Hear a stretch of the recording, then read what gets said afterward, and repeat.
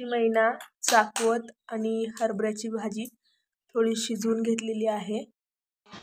वांग चिरून घेतलेलं आहे.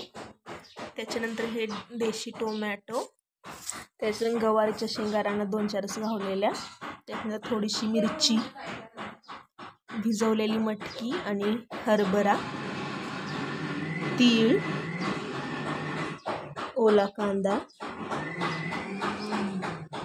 बटाटो, गाजर, दोडका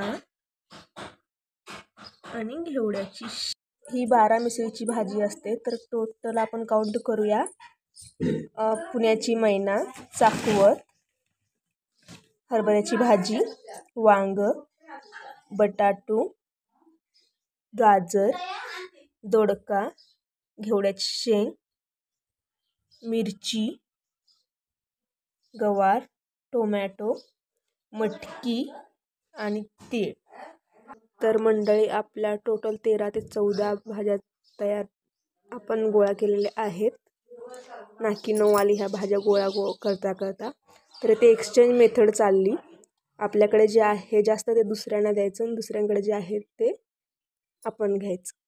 म्हटलं की आईच्या हातचं खास जेवण. तर मंडळी, भोगीनिमित्त केलेली 12 मिसळीची भाजी तयार आहे. प्लस आईने तीळ लावून पातळ बाजरीच्या भाकरी केलेल्या आहेत. तर या मंडळी जेवण करायला.